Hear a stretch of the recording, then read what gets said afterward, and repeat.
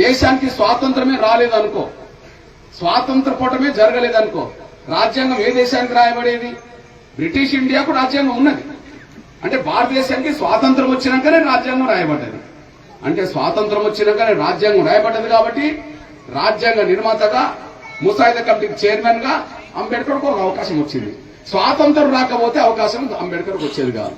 కాబట్టి ముందు రాజ్యాంగం రాయడానికంటే ముందు ఏది ముఖ్యమైంది? స్వాతంత్రం ముఖ్యమైంది. ఆ స్వాతంత్రం అనే ముఖ్యమైన పోరాటంలో బాబు జగజీవన్ రావు ఉన్నాడు. స్వాతంత్రాన్ని సాధించి పెట్టేశాడు. ఇప్పుడు గాంధీ పక్కన ఉండి స్వాతంత్రం సాధించడంలో బాబు జగజీవన్ రావు ఉన్నాడు. ఇప్పుడు రెండో దశకు వచ్చేటప్పటికి స్వాతంత్రానంతరం మనకు ముఖ్య ఘట్టం ఏంది? మన రాజ్యాంగాన్ని మనం రాసుకోవడం, మన రాజ్యాంగ పరంగా మన దేశాన్ని పరిపాలించుకోవడం.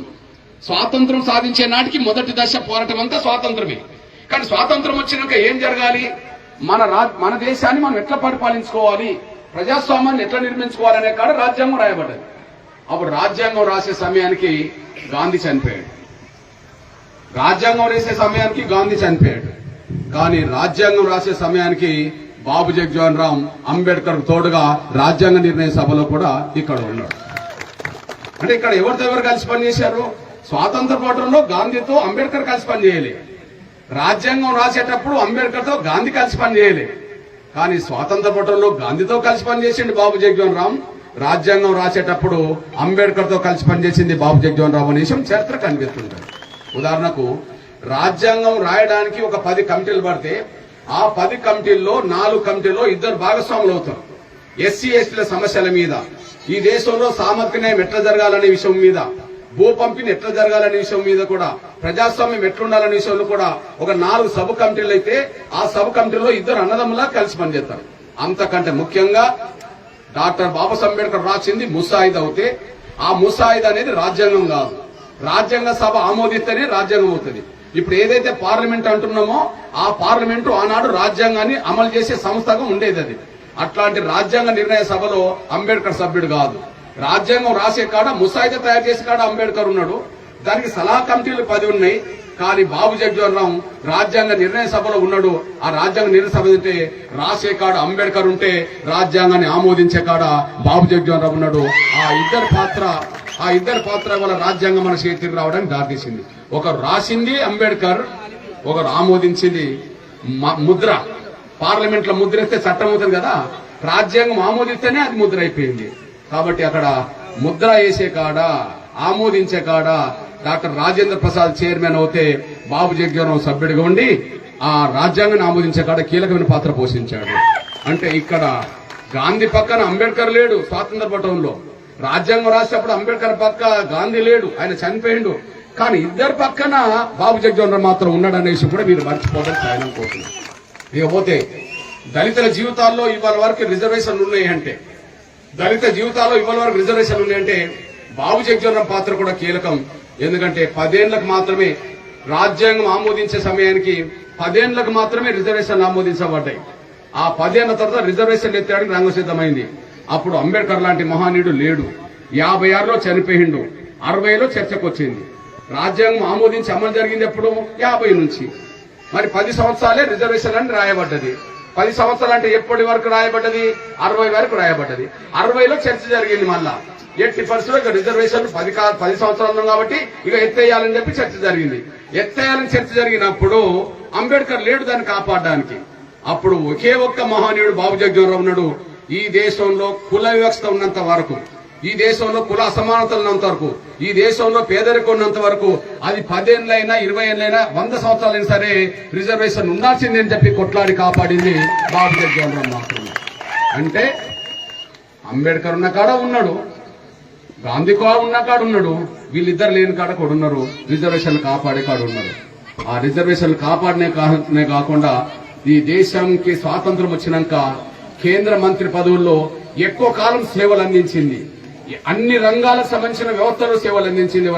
రాజ్యాంగం రాయబడ్డది. దేశానికి స్వాతంత్రమే రాలేదనుకో, స్వాతంత్ర పోటమే జరగలేదనుకో, రాజ్యాంగం ఏ దేశానికి రాయబడేది? బ్రిటిష్ ఇండియాకు రాజ్యాంగం ఉన్నది. అంటే భారతదేశానికి స్వాతంత్రం వచ్చినాకనే రాజ్యాంగం రాయబడ్డది. అంటే స్వాతంత్రం వచ్చినాకనే రాజ్యాంగం రాయబడ్డది. కాబట్టి రాజ్యాంగ నిర్మాతగా, ముసాయిదా కమిటీకి చైర్మన్ గా అంబేద్కర్కు ఒక అవకాశం వచ్చింది.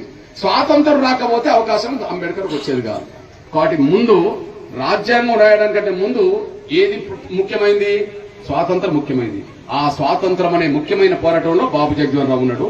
స్వాతంత్రాన్ని సాధించి పెట్టేశాడు. ఇప్పుడు గాంధీ పక్కన ఉండి స్వాతంత్రం సాధించడంలో బాబు జగజీవన్ రావు ఉన్నాడు.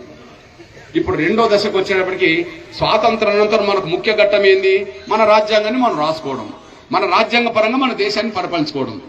స్వాతంత్రం సాధించే నాటికి మొదటి దశ పోరాటం అంతా స్వాతంత్రమే. కానీ స్వాతంత్రం వచ్చినాక ఏం జరగాలి? మన దేశాన్ని మనం ఎట్లా పరిపాలించుకోవాలి, ప్రజాస్వామ్యాన్ని ఎట్లా నిర్మించుకోవాలనే కాడ రాజ్యాంగం రాయబడ్డది. అప్పుడు రాజ్యాంగం రాసే సమయానికి గాంధీ చనిపోయాడు. రాజ్యాంగం రాసే సమయానికి గాంధీ చనిపోయాడు. కానీ రాజ్యాంగం రాసే సమయానికి బాబు జగజీవన్ రామ్ అంబేద్కర్ తోడుగా రాజ్యాంగ నిర్ణయ సభలో కూడా ఇక్కడ ఉన్నాడు. అంటే ఇక్కడ ఎవరు కలిసి పనిచేశారు? స్వాతంత్ర పోరాటంలో గాంధీతో అంబేద్కర్ కలిసి పనిచేయలే. రాజ్యాంగం రాసేటప్పుడు అంబేద్కర్తో గాంధీ కలిసి పనిచేయలే.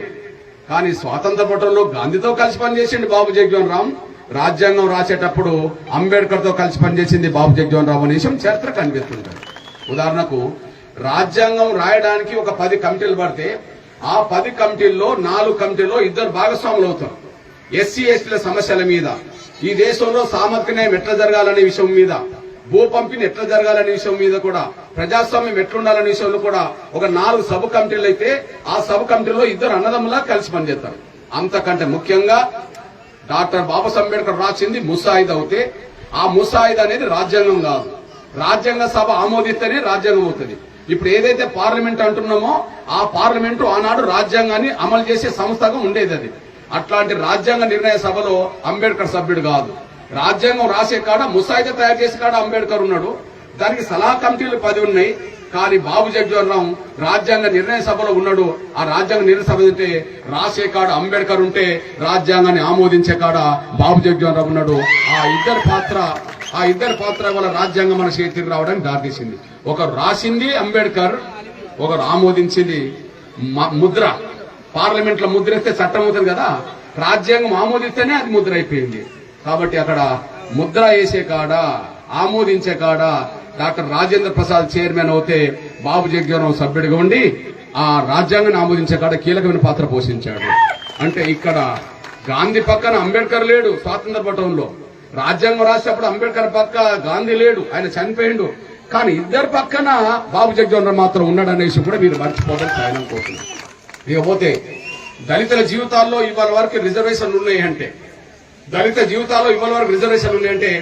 బాబు జగజీవన్ రామ్ పాత్ర కూడా కీలకం. ఎందుకంటే 10 ఏళ్లకు మాత్రమే రాజ్యాంగం ఆమోదించే సమయానికి 10 ఏళ్లకు మాత్రమే రిజర్వేషన్లు ఆమోదించబడ్డాయి. ఆ 10 ఏళ్ల తర్వాత రిజర్వేషన్లు ఎత్తడానికి రంగం సిద్ధమైంది. అప్పుడు అంబేద్కర్ లాంటి మహానీయుడు లేడు. 56లో చనిపోయిండు, 60లో చర్చకు వచ్చింది. రాజ్యాంగం ఆమోదించి అమలు జరిగింది ఎప్పుడు? 50 నుంచి. మరి 10 సంవత్సరాలే రిజర్వేషన్ అని రాయబడ్డది. 10 సంవత్సరాలు అంటే ఎప్పటి వరకు రాయబడ్డది? 60 వరకు రాయబడ్డది. 60లో చర్చ జరిగింది. మళ్ళా ఎట్టి పరిస్థితుల్లో ఇక రిజర్వేషన్లు 10 సంవత్సరాలు కాబట్టి ఇక ఎత్తేయాలని చెప్పి చర్చ జరిగింది. ఎత్తేయాలని చర్చ జరిగినప్పుడు అంబేద్కర్ లేడు దాన్ని కాపాడడానికి.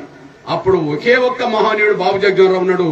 ఈ దేశంలో కుల వివక్షత ఉన్నంత వరకు, ఈ దేశంలో కుల అసమానతలు ఉన్నంత వరకు, ఈ దేశంలో పేదరికం ఉన్నంత వరకు, అది 10 ఏళ్ళైనా 20 ఏళ్ళైనా 100 సంవత్సరాలైనా సరే రిజర్వేషన్ ఉండాల్సిందే అని చెప్పి కొట్లాడి కాపాడింది బాబు జగజీవన్ రామ్ మాత్రమే. అంటే అంబేద్కర్ ఉన్న కాడ ఉన్నాడు, గాంధీ ఉన్న కాడ ఉన్నాడు, వీళ్ళిద్దరు లేని కాడ కూడా ఉన్నారు. రిజర్వేషన్లు కాపాడే కాడ ఉన్నారు. ఆ రిజర్వేషన్లు కాపాడనే కాకుండా ఈ దేశానికి స్వాతంత్రం వచ్చినాక కేంద్ర మంత్రి పదవుల్లో ఎక్కువ కాలం సేవలు అందించింది.